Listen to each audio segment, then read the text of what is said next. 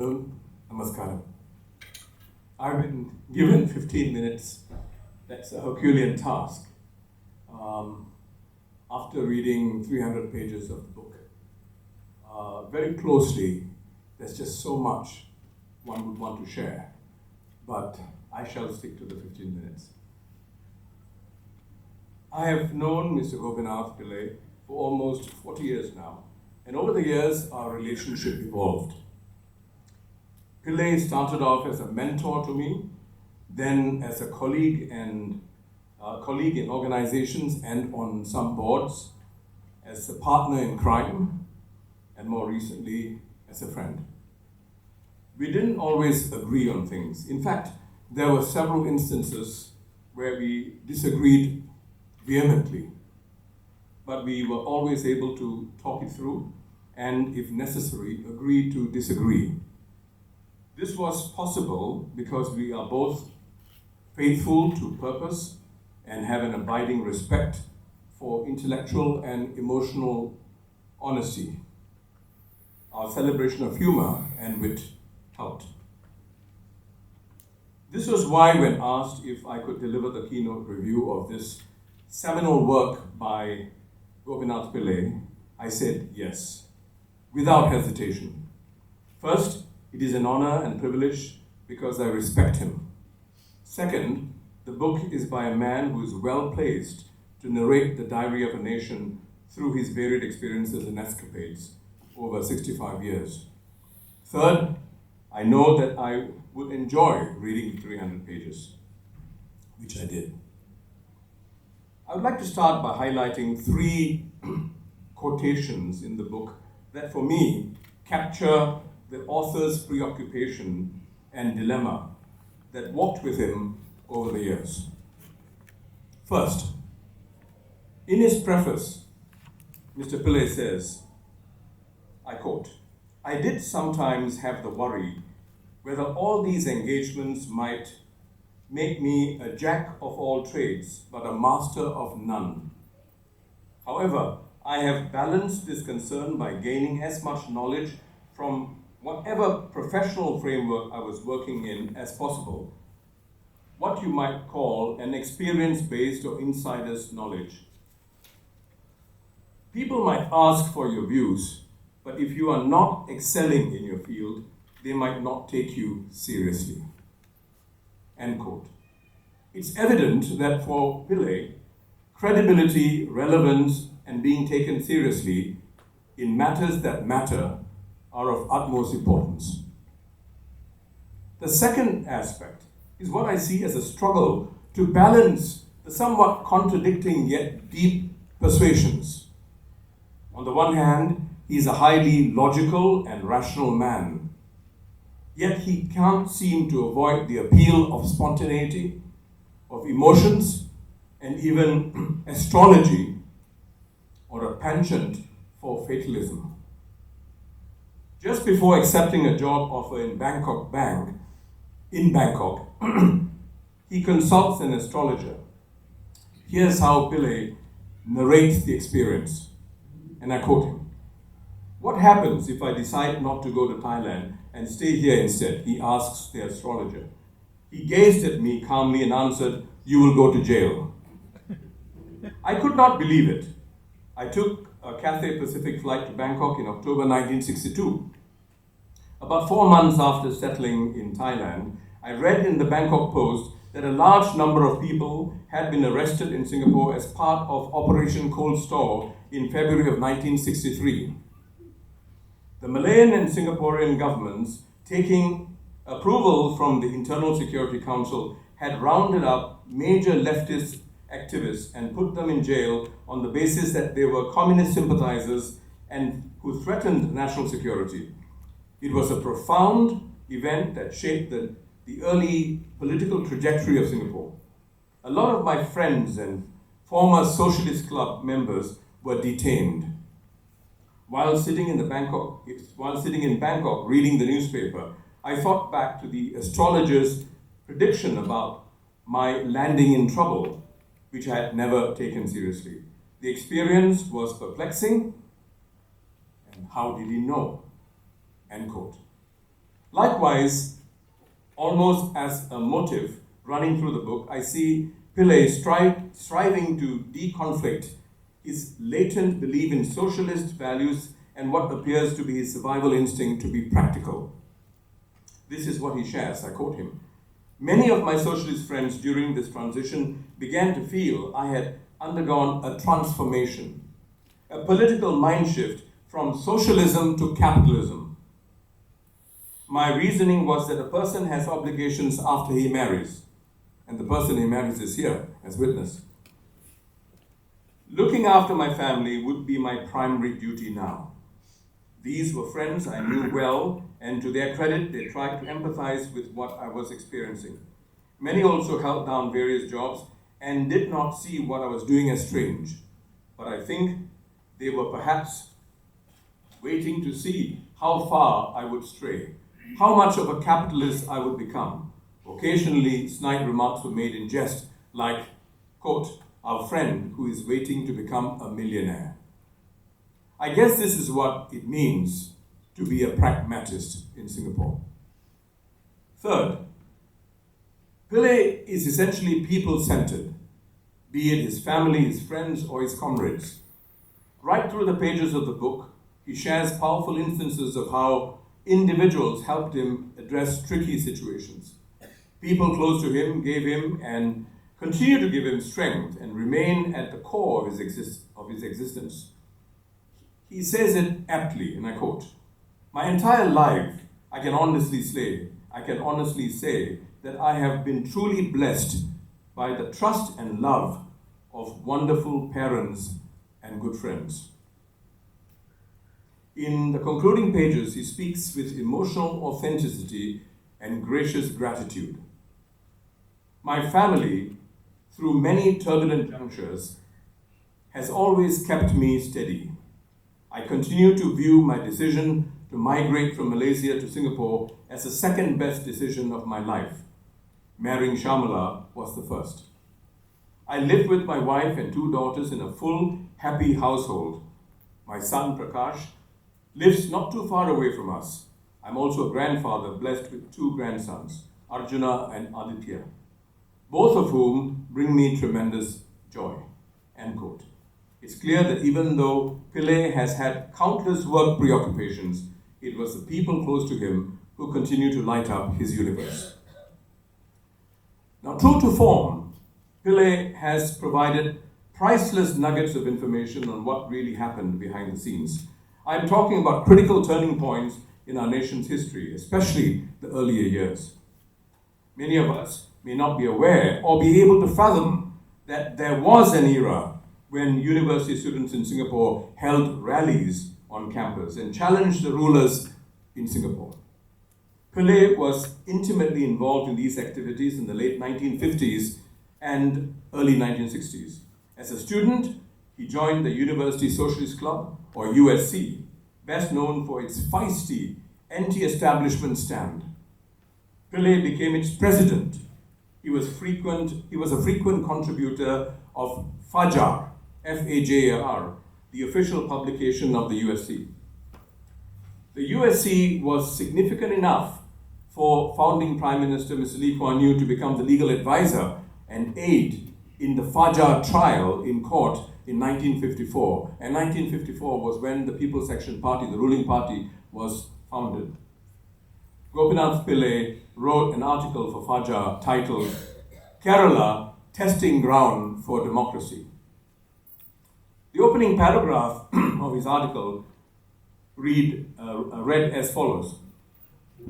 Much attention has been recently focused on the state of Kerala. This state first came into the limelight 27 years ago when for the first time in history, a communist party was elected into office. Today, Kerala has again hit the headlines due to the very questionable tactics employed by the opposition to compel the central government to establish presidential rule. End quote. By the time the article went to print, the central government announced the decision to impose presidential rule in Kerala.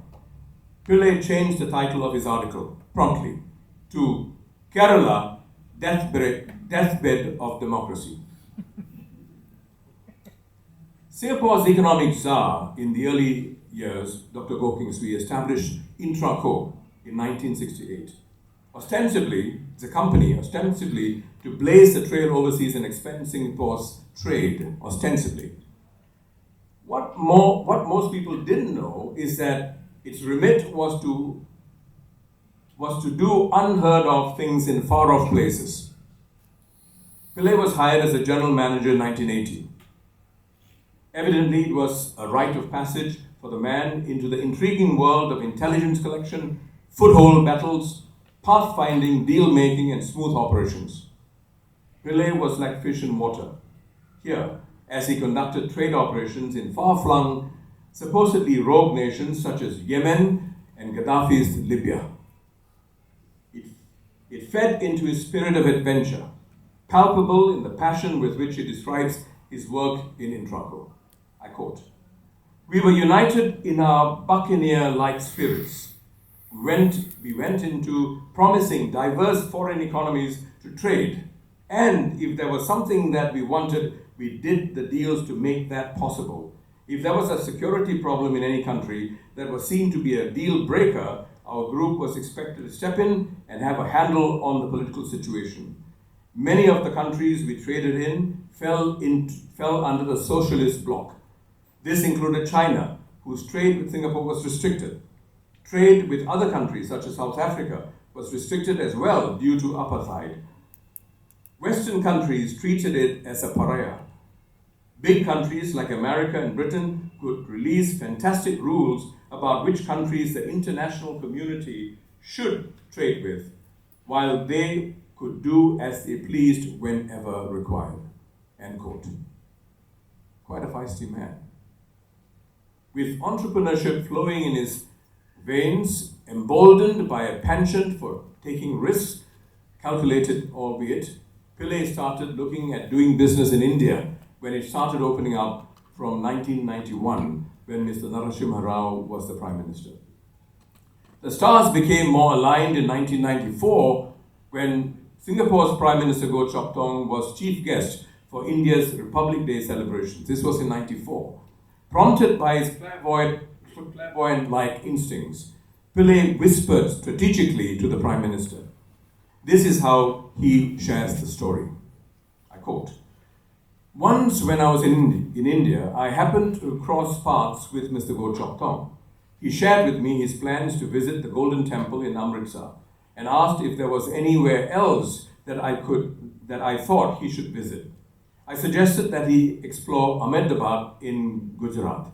The Chief Minister of Gujarat at that time was India's current Prime Minister, Narendra Modi. To my delight, PM Goh Chok Tong took my advice and boarded a flight to Gujarat.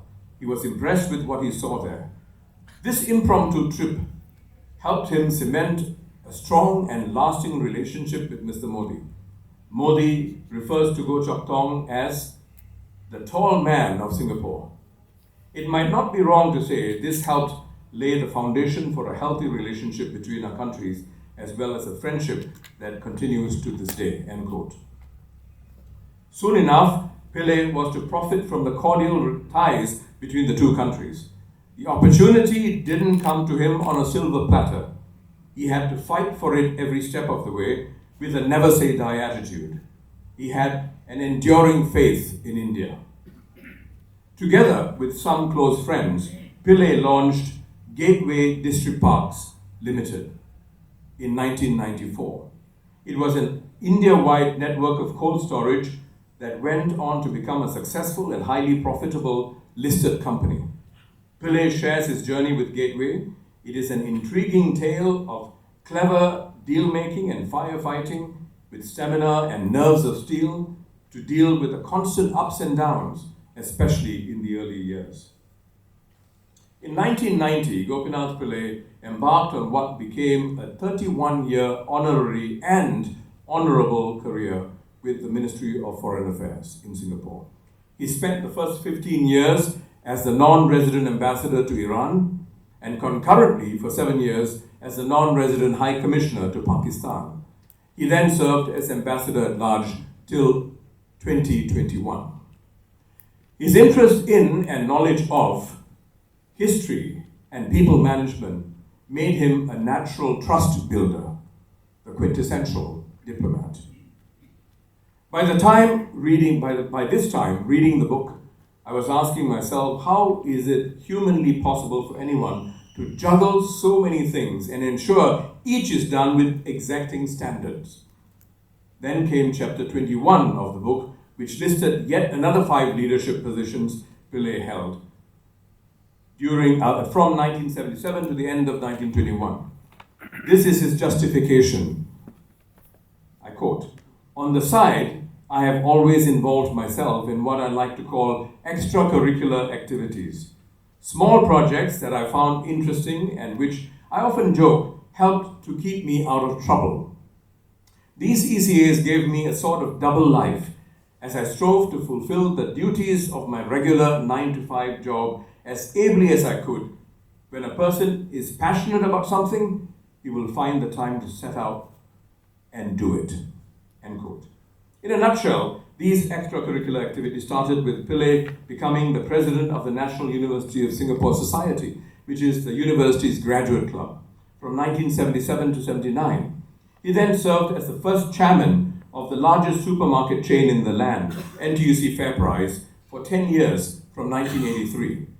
He was also the chairman of the Hindu Advisory Board and a board member of the Hindu Endowments Board. As an active board member and subsequently chairman of the Advisory Board of the Indian Heritage Centre, Pillay helped persuade the government to underwrite the cost of building the premises, which he estimates was around $21 million. Pillay described it as perhaps the most important single event from 2015 for the Indian community in Singapore. In 2004, he was given a task which most wouldn't consider an extracurricular activity. I'm talking about the setting up of the Institute of South Asian Studies, or ISAS, as its chairman. Under his stewardship, ISAS organized 4 hugely successful South Asia diaspora conventions. Each had about 1,000 distinguished delegates from South Asian countries and Singapore. Gopinath Pillay's affinity and indeed affection for Indian and especially Malayali heritage and culture was cultivated when he was a little boy. A couple of years after he was born in Singapore in 1937, he spent 7 years in Kerala with his mother. It was only when he was 9 years old that he returned to Singapore to join his father, who went on to publish Singapore's first Malayalam newspaper. It was called Kerala Bandhu, which literally translated means relative of Kerala. This was to have a bearing on Pillay's deep involvement with the Singapore Malayali community years later. He said this of the Malayali community in the book, and I quote, "The Singapore Malayali Association, SMA, started in 1917 as a Kerala Mahajana Sangam, is one of the country's oldest registered associations and is hailed as the first Malayali association outside of India.